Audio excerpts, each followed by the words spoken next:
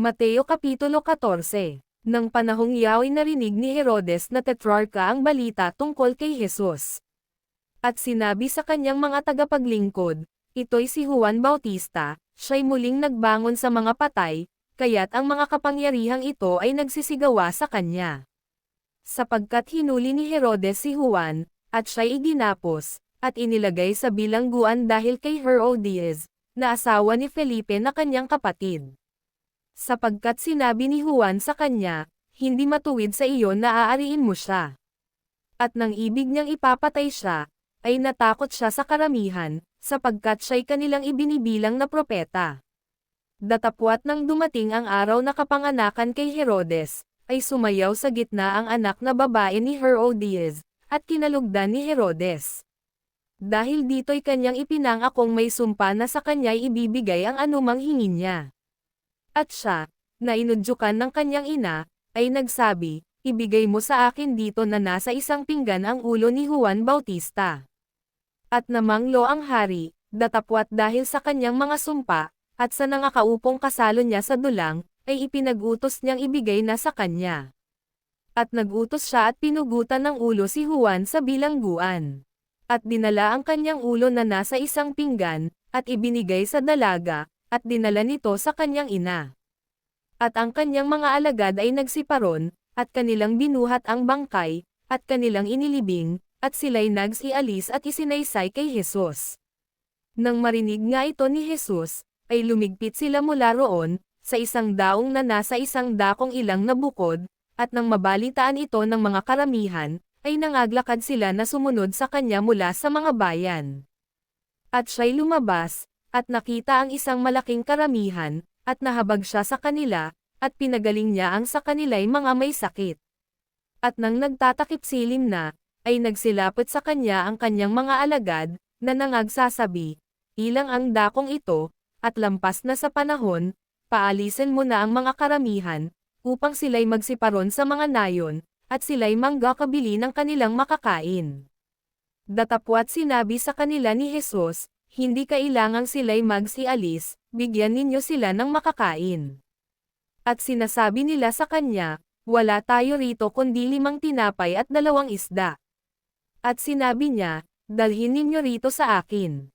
At ipinag-utos niya sa mga karamihan na sila'y magsiupo sa damuhan, at kinuha niya ang 5 tinapay at ang 2 isda, at pagtingala sa langit, ay kanyang pinagpala, at pinagputol-putol at ibinigay ang mga tinapay sa mga alagad, at ibinigay naman ng mga alagad sa mga karamihan.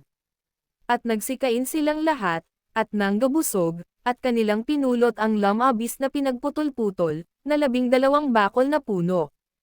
At ang mga nagsikain ay may 5,000 lalaki, bukod pa ang mga babae at ang mga bata. At pagdakay pinapagmadali niya ang kanyang mga alagad na magsilulan sa daong, at magsiyo na sa kanya sa kabilang ibayo, hanggang pinayayaon niya ang mga karamihan. At pagkatapos na mapayaon niya ang mga karamihan, ay umahan siyang bukod sa bundok upang manalangin, at nang gamabi na, ay siya'y nag-iisa doon. Datapwat ang daong ay nasa gitna na ng dagat, na hinahampas ng mga alon, sapagkat pasalungat sa hangin. At sa ika-4 na pagpupuyat ng gabi ay naparoon siya sa kanila, na lumalakad sa ibabaw ng dagat. At nang makita siya ng mga alagad na lumalakad sa ibabaw ng dagat, ay nangagulumihanan sila, na nangagsasabi, multo. At sila'y nagsisigaw dahil sa takot. Datapwat pagdakay nagsalita sa kanila si Jesus, na nagsasabi, laksan ninyo ang inyong loob, ako nga, huwag kayong manggatakot. At sumagot sa kanya si Pedro, at nagsabi, Panginoon, kung ikaw nga, ay papariyanan mo ako sa iyo sa ibabaw ng tubig. At sinabi niya, halika. At lumunsad si Pedro sa daong, at lumakad sa ibabaw ng tubig upang pamaron kay Jesus. Datapwat pagkakita niyang malakas ang hangin, ay natakot siya, at nang siya'y malulubog, ay sumigaw, na nagsasabi, Panginoon, iligtas mo ako, at pagdakay iniunat ni Jesus ang kanyang kamay at hinawakan siya, at sa kanya'y sinabi, O ikaw nakakaunti ang pananampalataya, bakit ka nagalinglangan? At pagkalulan nila sa daong, ay humimpil ang hangin, at ang mga nasa daong ay nagsisamba sa kanya, na nangagsasabi, tunay na ikaw ang anak ng Diyos, at nang makatawid na sila, ay narating nila ang lupa ng Gennesaret, at nang siya'y makilala ng mga tao sa dakong yaon, ay nangagpabalita sila sa palibot-libot ng buong lupaing yaon, at sa kanya'y dinala ang lahat ng mga may sakit, at ipinamamanhik nila sa kanya na ipahipo man lamang sa kanila ang leleyan ng kanyang damit, at ang lahat ng nangagsihipo ay pawang nagsigaling.